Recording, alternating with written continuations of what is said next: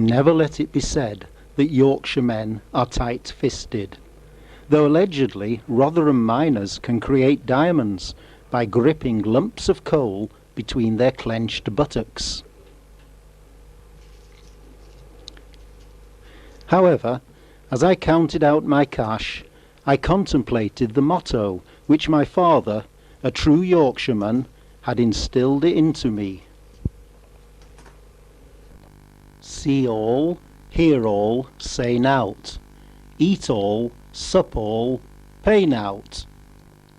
And if tha does out for nowt, allus do it for thysen. So when I was asked if I wanted a free holiday in York, I jumped at the opportunity. It was only later that I discovered I would have to spend the week with 35 11-year-olds. On the way, we visited the petrifying wells at Mother Shipton's theme park in Knaresborough. A few of the party wanted to know how long it would take a human body to turn into stone. 700 gallons every hour. Needless to say, the little ghouls enjoyed the exhibits of local Yorkshire dignitaries.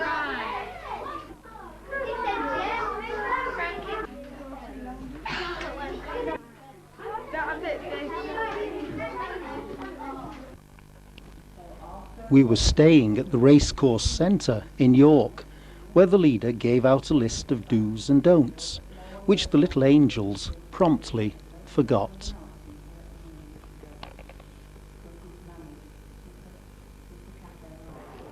Soon the little dears were let loose on the streets of York.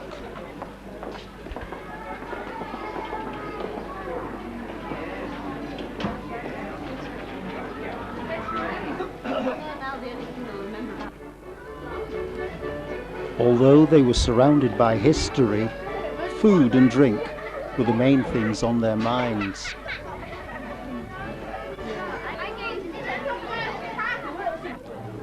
Having seen the streets of York, we entered the Castle Museum to find out about York's past.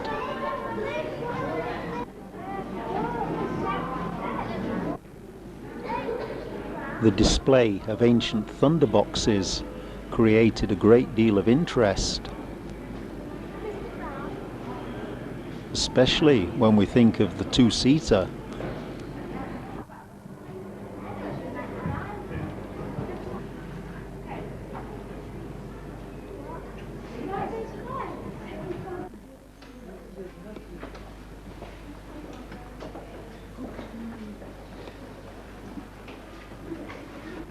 The museum had its own working mill, but high-fibre foods were the last things on the children's minds.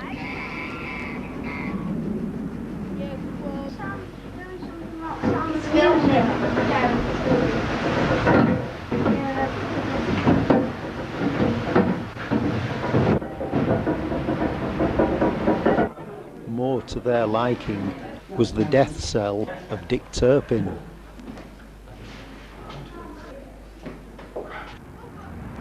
We thought we might drown a few on a river cruise, but unfortunately we had no such luck, and all 35 returned safely. Oh, how about that, you see? What an offer. No insurance. Very reasonable, £13,000 a year. The Northern End York Railway Station. So, they provided 35 shelter homes for 1971, running over to allow 2 Royal Naval minesweepers into the city. A visit to the ruined Whitby Abbey proved very popular, as the little monsters knew all about Dracula. He's in there! He's in there! It's Dracula's coffin. Having attempted further demolition of the ruins, our group set off to wreak havoc elsewhere. A trip on the North Yorkshire Moors Railway from Gromont to Pickering was next on the list.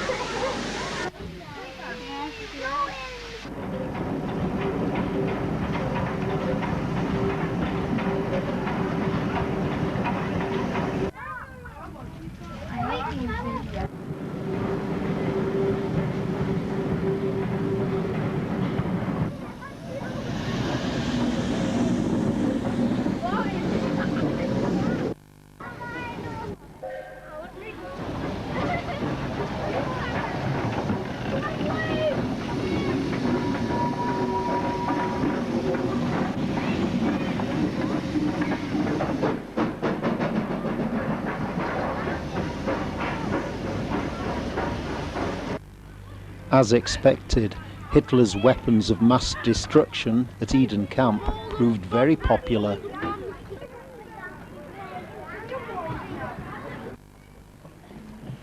Oh, if only we could have left them there.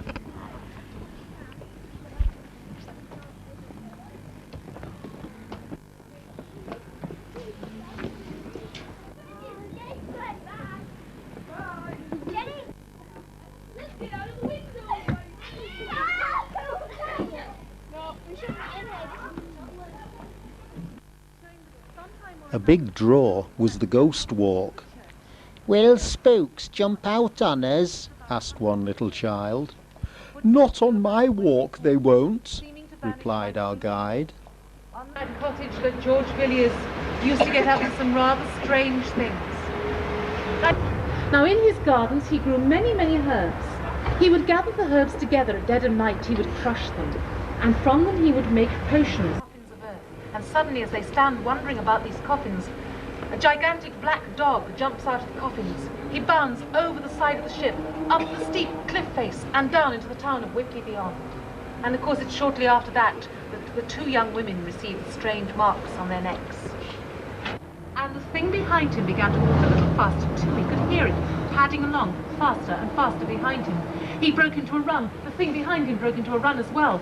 And now he was terrified. He didn't know what on earth it was that was following him, but he knew he'd have to get away. And as he ran through the streets of York, not quite knowing which way he was going, he suddenly remembered all the stories his grandmother had ever told him about the terrible Barghest, how it could take on different shapes, but how more often than not it was like a huge black dog.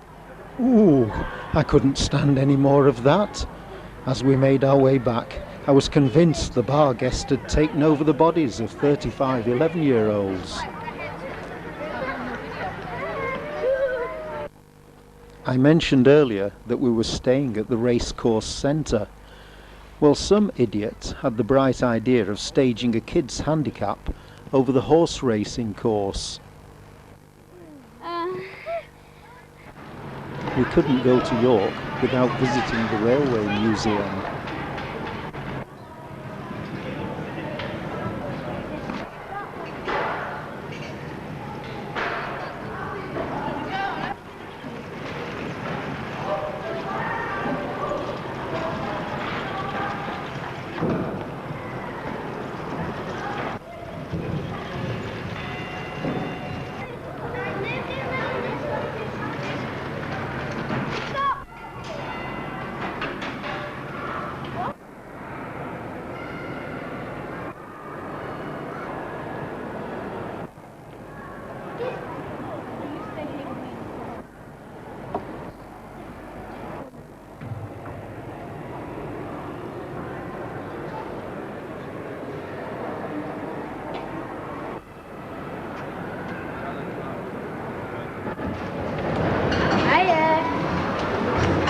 There's always one.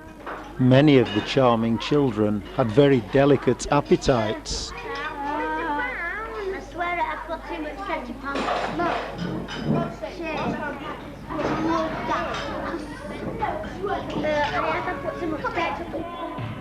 Have you ever noticed how, whenever normal folk want to get to sleep, kids don't?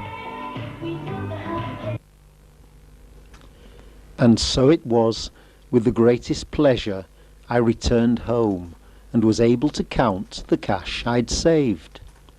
But to this day, free holiday or not, I can't work out whether it was worth it. By gum, I'll not be doing that again.